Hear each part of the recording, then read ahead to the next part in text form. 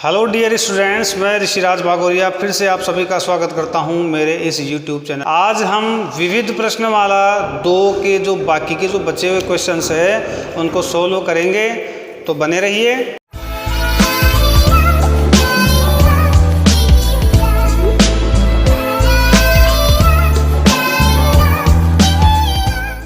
ये है हमारे पास क्वेश्चन नंबर 10। क्वेश्चन नंबर 10 में है, यदि n एक प्राकृत संख्या है तो 6 की घात n माइनस 5 की घात n में इकाई का अंक क्या होगा। मतलब 6 की घात जो हम लगाएंगे वो ही होनी चाहिए 5 की घात, और फिर इन दोनों की मतलब ये जो हम कैलकुलेशन करेंगे तो उसके बाद जो भी हमारे पास जो संख्या आती है उसमें इकाई की जगह पर कौन सा अंक होगा इसका हमें पता करना है। तो देखो यहाँ पर हमारे पास सबसे पहले लिखा हुआ है कि n एक प्राकृत संख्या है, तो प्राकृत संख्या होती है 1 से अनंत तक, मतलब वो कोई भी हो सकती है। तो आप यहाँ पर प्राकृत संख्याएं लिख सकते हो 1 2 3 4 डैश डैश डैश डैश, मतलब ये चलती ही रहती है। तो अगर मान लो n बराबर 1 माने अपन, n बराबर 1 मानने पर तो देखो क्या हो जाएगा, 6 की घात 1 माइनस 5 की घात 1, मतलब ये हो जाएगा 6 माइनस 5 मतलब कि 1। या मान लो और भी कोई नंबर, जैसे n की घात हम ले लेते हैं, जैसे 3 ले ले, n बराबर 3 मानने पर तो 6 की घात 3 माइनस 5 की घात 3, तो माइनस 5 की घात 3 तो 125 होता है स्टूडेंट्स, और 6 इंटू 6 इंटू 6 6 चिंगा 36 है, 216 आएगा। 6 चिंगा 36 की 4 सिल की 3 6 18 18 3 21, तो ये है 216। अभी आप देखो इसको घटा के 6 में से 5 गया तो 1, यहाँ पे 11 में से 2 गया तो 9, तो ये भी देखो कहाँ पर ख़त्म हो रहा है 1 पर, ये भी कहाँ पे ख़त्म हो रहा है 1 पर। मतलब कि हम कह सकते हैं अतः सिद्ध, या सिद्ध हम नहीं लिखेंगे यहाँ पे, अतः 6 की घात n माइनस 5 की घात n में इकाई का अंक 1 होगा। मतलब ऑप्शन हम कौन सा लेंगे, क। तो स्टूडेंट्स नेक्स्ट जो क्वेश्चन है हमारे पास 11 क्वेश्चन है, यदि p बटा q जिसमें q 0 के बराबर नहीं है एक परिमेय संख्या है तो q पर क्या प्रतिबंध होगा कि p बटा q एक शांत दशमलव हो, मतलब इसका जो दशमलव प्रसार है वो शांत दशमलव प्रसार हो। तो डेफिनेटली हम इसमें लिखेंगे कि q का रूप हमने पढ़ा है पहले भी, q का रूप या तो होना चाहिए 2 की घात m, या होना चाहिए 5 की घात n, या होना चाहिए 2 की घात m इंटू 5 की घात n का हो तो p बटा q का दशमलव प्रसार शांत होगा।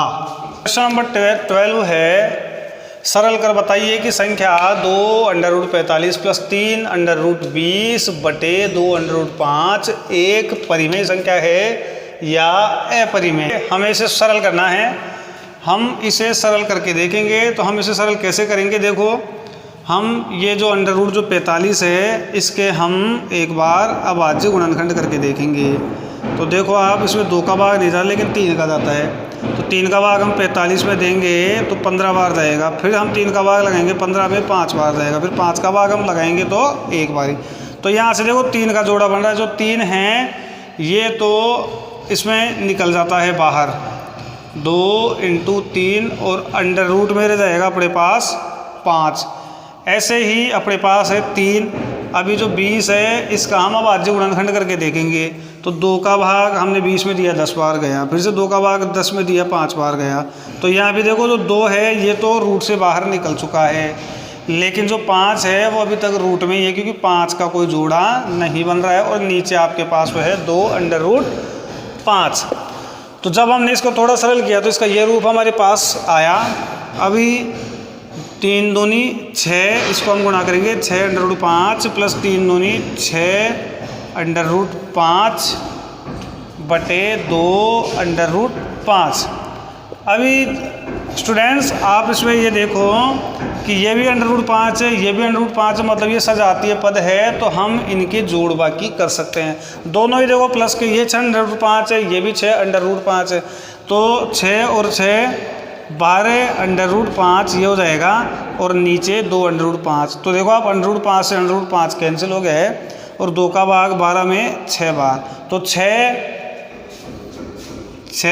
एक परिमेय संख्या है, तो इसलिए सिद्ध होता है कि 2 √45 प्लस 3 √20 अपॉन 2 √5 एक परिमेय संख्या है। स्टूडेंट्स कर रहे हैं क्वेश्चन नंबर 13वां प्रश्न कर रहे हैं, दर्शाइए कि कोई भी धनात्मक विषम पूर्णांक 4q+1 और 4q+3 के रूप का होता है। तो ये देखिए, ये है धनात्मक विषम पूर्णांक, ये हमें ध्यान रखना है, इसको 4q+1 और 4q+3 के रूप का होता है, ये हमें बताना है। तो देखो, माना कि वह विषम धनात्मक पूर्णांक बराबर है a, और यूक्लिड विभाजन प्रमेयिका होती है a = b/q+r। तो आप देखो यहाँ पर जो b है, b = 4 होने पर जो r है ये 4 से छोटा होगा। अब 4 से छोटा क्या क्या हो सकता है, देखो, या तो हो सकता है ये 3, या आप छोटी संख्या से ले, या तो हो सकता है 0, या हो सकता है 1, 2 या 3। 4 तो नहीं हो सकता, क्योंकि वो तो फिर 4 के बराबर ही हो जाएगा। तो 4 से छोटे 3, 2, 1, 0 या 0, 1, 2, 3 ये शेषफल हो सकता है। अगर ऐसा है तो a का रूप देखो क्या क्या होगा, a का रूप होगा या तो 4q+0, तो जब 0 शेषफल हो तो हम इसे 4q ही लिख देंगे, या a का रूप होगा 4q+1, या a का रूप होगा 4q+2, या a का रूप होगा 4q+3, या a का रूप होगा 4q+3 तक ही होगा, 4 तो हो भी नहीं सकता। तो आप देखो, जब ये 4 है, भागफल q है इसका, तो ये नंबर है, मतलब 4 से हम किसी भी संख्या को, अगर q की जगह पर कुछ भी हो सकता है, 1, 2, 3, 4, 5, 6 कुछ भी हो सकता है। तो 4 से अगर हम 4 का पहाड़ा बोलते हैं तो उसमें हमेशा हमें एक सम पूर्णांक मिलेगा। तो ये जो 4q है ये एक सम पूर्णांक है, क्योंकि 4 खुद भी एक सम पूर्णांक है। तो सम जो संख्या होती है, हम उसे किसी भी संख्या से गुणा करें वो हमेशा सम ही होगा, यानी सम संख्या की सारी जो गुणा जो वो सम होते हैं। अभी आप देखो 4q+1, तो सम संख्या में अगर एक भी सम संख्या जोड़ दी जाए, सम संख्या के गुणज सम होता है, उसमें अगर हम एक जोड़ रहे हैं तो एक भी सम संख्या है, तो ये इसको क्या बना देगा, विषम बना देगा। ऐसे देखो 2 जुड़ने पर हो जाएगा सम, और 3 जुड़ने पर हो जाएगा विषम। तो इसलिए हम इस निष्कर्ष पर आ जाते हैं कि जो a = 4q+1 और a = 4q+3 ही विषम धनात्मक पूर्णांक होता है। इसलिए हम लिखेंगे यहाँ पर कि सिद्ध होता है कि a विषम होगा यदि 4q+1 और 4q+3 हो। क्वेश्चन नंबर 14 अपने पास, सिद्ध कीजिए कि 2 क्रमागत धनात्मक पूर्णांकों का गुणनफल 2 से भाज्य है। तो आप देखिए यहाँ पर क्रमागत का मतलब होता है एक के बाद एक। तो आप अगर 2 क्रमागत धनात्मक पूर्णांकों को गुणा करके देखेंगे तो आपको उनमें एक सम संख्या जरूर मिल जाएगी, और सम संख्या मिलेगी, और सम संख्या का जो गुणनफल है तो उसमें तो 2 का भाग जाना ही जाना है। तो यहाँ पर जैसे आप मानो कि माना पहला धनात्मक पूर्णांक है, वो हम कुछ भी मान सकते हैं, x, y, z, n या कुछ भी। हम यहाँ पर जैसे मान लो x मान लें, हम x मान लेते हैं, तो माना पहला धनात्मक पूर्णांक x है, तो दूसरा, तो दूसरा धनात्मक पूर्णांक मतलब क्रमागत यानी इसके बाद आने वाला, तो इसके बाद आएगा जैसे मान लो 1 के बाद 2 आ रहा है या 2 के बाद 3 आ रहा है, मतलब 1 बढ़ रहा है, 1 प्लस हो रहा है, तो हम इसमें क्या करेंगे 1 प्लस करेंगे। दोनों का गुणनफल करके देखेंगे, दोनों का गुणनफल, तो दोनों का गुणनफल देखो x और x प्लस 1 ये हो जाएगा, या आप इसको और भी करना चाहो आगे तक तो x स्क्वायर प्लस x ये भी हो सकता है, दोनों में से आप किसी को भी काम में ले सकते हो। अब जैसे मान लो आप x बराबर 1 रखने पर, तो हम देखते हैं जैसे इस पर रखेंगे अपन तो 1 स्क्वायर प्लस 1, तो 1 स्क्वायर का मतलब 1 और 1 प्लस 1 मतलब कि 2, तो देखो 2 में 2 का भाग जाता है। या x बराबर आप 3 रख के देखो, किसी में भी रख सकते हो आप, ऊपर वाले में नीचे वाले में। 3 x बराबर 3 रखने पर, जैसे ऊपर वाले में रख के दिखाऊँ मैं आपको, तो 3 और ब्रैकेट के अंदर फिर 3 प्लस 1, x की जगह पर 1 रख रहा हूँ मैं, 3 और 3 और 1 4, तो 4 3 12, तो देखो 12 में भी 2 का भाग जाता है। अतः सिद्ध होता है कि 2 क्रमागत धनात्मक पूर्णांकों का गुणनफल 2 से भाज्य होता है या 2 का पूरा पूरा भाग जाता है। तो स्टूडेंट्स अभी हम कर रहे हैं क्वेश्चन नंबर 15, वह बड़ी से बड़ी संख्या ज्ञात कीजिए जिससे 2053 और 967 को विभाजित करने पर शेषफल क्रमशः 5 और 7 प्राप्त होते हैं। ये मैंने एक पिछला वीडियो हमने बनाया था, उसमें भी इस क्वेश्चन को सोल्व करके बताया था, और उसके साथ एक और एक एग्जाम्पल में भी एक ऐसा क्वेश्चन था, तो उन दोनों को मैंने एक साथ सोल्व किया था। तो आप अगर उस वीडियो को देख चुके हैं तो कोई बात नहीं है, अभी मैं फिर से, जबकि हम विविध प्रश्नावली हमने चला रखी है और इसमें फिर हम किसी क्वेश्चन को छोड़ते हैं तो फिर आप भी ये सोचेंगे कि पता नहीं कैसे नहीं किया सर ने, तो इसलिए हम इसे फिर से हम सोल्व कर लेते हैं।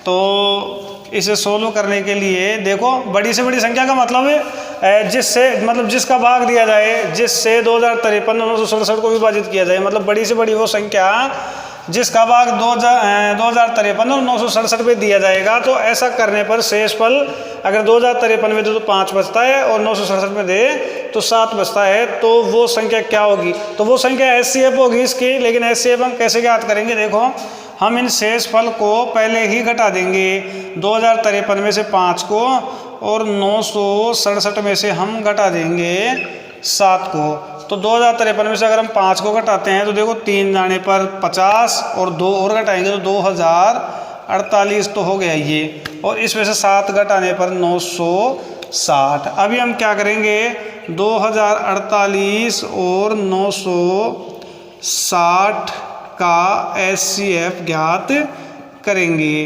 अब इसका HCF ज्ञात करने के लिए हम काम में ले रहे हैं यूक्लिड विभाजन प्रमेय का या भाग विधि। तो इसमें बड़े नंबर को हम A के नीचे लाएंगे, छोटे नंबर को हम B के नीचे लाएंगे।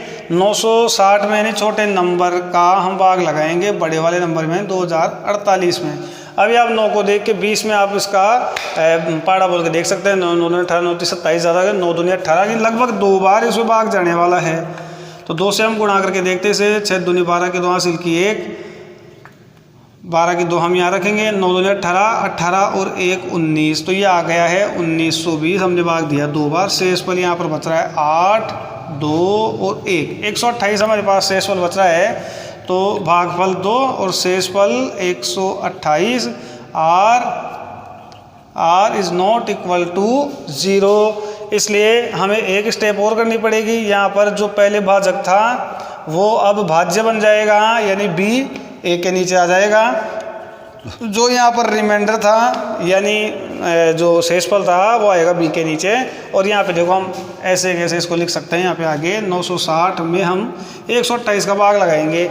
12 का पाठ 96 को देखते हुए हम बोल रहे हैं 12 24 32 12 करता है।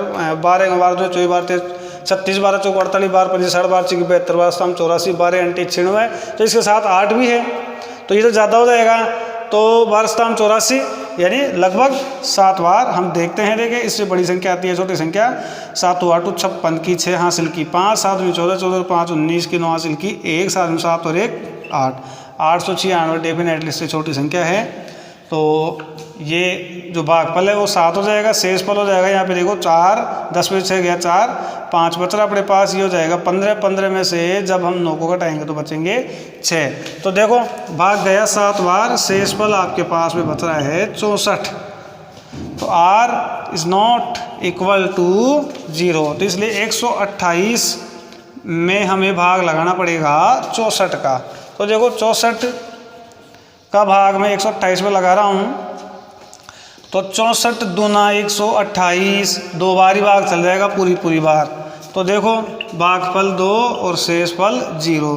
तो देखो b बराबर 64 होने पर r बराबर 0 है, तो इसलिए ये ही इसका क्या है SCF है। तो SCF बराबर 64 आंसर। तो 64 का हम भाग लगाएंगे 2048 और 960 में, तो शेषफल बचने वाला है 5 और 7। यह है क्वेश्चन नंबर 16। 16वां प्रश्न है, व्याख्या कीजिए कि 7 × 11 × 13 + 13 और 7 × 6 × 5 × 4 × 3 × 2 × 1 + 5 भाज्य संख्याएं क्यों है। तो इसके लिए हम क्या करेंगे स्टूडेंट्स कि पहले तो हम इनको सरल करेंगे। सरल कैसे करेंगे, इनको वास्तविक रूप में लाएंगे। इनके तो 11 को 7 से गुणा करेंगे तो 11 7 77, और फिर हम इसको 13 से गुणा कर लेंगे। 13 पंजे 65, 13 से घटे 13 7 91 की 1 हासिल की 9, फिर से 13 7 91 91 और 9 हो जाएगा हमारे पास 100। तो ये हो जाएगा 1001 + 13, मतलब ये हो जाएगा 1014। अब जो 1014 हमारे पास में है इसके हम अभाज्य गुणनखंड करके देखेंगे। 1014 इसमें भाग दे रहा हूँ मैं 2 का, पहले 5 बार गया, फिर 14 को एक साथ उतारने पर यहाँ पर भाग टूट के 0 आएगी, और 2 7 14। अभी 2 का भाग नहीं जाएगा, 7 और 5 12, 3 का भाग जा सकता है क्योंकि इनके योग में 3 का भाग जा रहा है इसलिए। तो 3 एकम 3, यहाँ से 2 बच गया, 20 बन गया, 3 छक्के 18, फिर 2 बच गया और 3 नाम 27। अभी देखो आप इसमें 169 में 13 का भाग जाता है, 13 का भाग 13 बार 169 में, फिर 13 का भाग 13 में 1 बार। तो इसका जो भाज्य गुणनखंड है वो बन रहा है 2 × 3 × 13 स्क्वायर भी हम लिख सकते हैं। 13 के हम 2 घात लगा सकते हैं। ये तो हो गया फर्स्ट नंबर। अभी जो सेकंड वाला है, सेकंड वाला हमारे पास है 7 × 6 × 5 × 4 × 3 × 2 × 1 + 5। तो आप देखो ये हो जाएगा 2 एकम 2, 2 तिया 6, 6 चौका 24, 24 पंजे 120, 120 में 12 है, 12 का पढ़ हम 7 बार बोल लेंगे। 12 में 12 24 बार 36 बार 48, 12 12 72, सॉरी 6 बार बोलेंगे हम।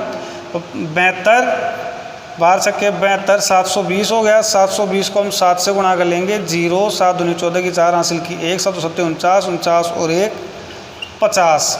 अभी फिर से एक बार मैं चेक कर लेता हूँ। 2 एकम 2, 2 तिया 6, 6 चौका 24, 24 पंजे 120 और 12 पंजे 12 की 72, 720। 720 को हमने 7 से गुणा किया, 5040 आया। 5040 ऐसे कैसे, और इसमें हमें ऐड करना है 5 को, प्लस करना है 5 को, ये हो जाएगा 5045। अभी जो 5045 है इसके भी हम अभाज्य गुणनखंड करके देखते हैं। तो 5045 में 2 का भाग तो जा नहीं सकता क्योंकि एक सम संख्या नहीं है। तो 3 का भाग में 5 और 4 9, 9 और 5 14, 14 में 3 का भाग नहीं जाता तो इसमें नहीं जाएगा, 4 का जाएगा नहीं। 5 का हम देके देखते हैं, 5 एकम 5, आगे से हमें ये 0 उतारना पड़ा है तो पार नहीं पड़ेगी। फिर इसके बाद हमें 4 भी उतारना पड़ रहा है तो उसकी 1 0, लेकिन फिर भी पार नहीं पड़ रही। फिर हमें 5 और उतारना तो 1 0 हो रहेगी, और 5 नाम 45। अभी 1009 में स्टूडेंट्स मेरे को तो कोई संख्या नज़र नहीं आ रही है कि जिसका भाग चला जाए। तो 1009 में 1009 का एक ही बार भाग जाएगा। तो इसका जो भाज्य गुणनखंड बन रहा है वो बन रहा है 5 × 1009। तो एक मतलब अभाज्य गुणनखंड इसका हो रहा है। तो देखो चूँकि दोनों संख्याओं के अभाज्य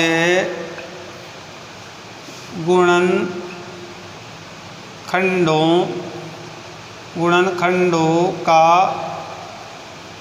अस्तित्व है। इसलिए ये दोनों संख्याएं भाज्य संख्याएं हैं। तो जिन संख्याओं के अभाज्य गुणनखंड बनते हैं वो सभी संख्याएं भाज्य संख्याएं होती है। तो आप देखो ऊपर वाले नंबर का भी देखो अभाज्य गुणनखंड में 2 × 3 × 13 का स्क्वायर 13 × 13 5045 में 5 × 1009 अभाज्य गुणनखंड हो रहे हैं। इट मीन्स ये भाज्य संख्याएं हैं। स्टूडेंट्स, आज के वीडियो में हम ये जो क्वेश्चन नंबर 16 है यहाँ तक कि हम सोल्व करेंगे। आगे के प्रश्न के लिए हम आगे के वीडियो का इंतज़ार करेंगे। आगे के वीडियो में हम आगे के प्रश्नों को सोल्व करेंगे। तो आप लगातार मेरे साथ जुड़िए रहिए और फ़ायदा उठाइए इस चीज़ का। और अगर आपको समझ में आ रहा है तो लिखें, अच्छा लिखें, कोई कमेंट कर सकते हैं। अगर आपको समझ में आ रहा है तो कमेंट बॉक्स में लिखें। अगर आपको पसंद आ रहा है लाइक करें, और अपने दोस्तों की भी अगर आप हेल्प करना चाहते हैं तो इस वीडियो को शेयर ज़रूर करें, सब्सक्राइब करें। नमस्कार, धन्यवाद।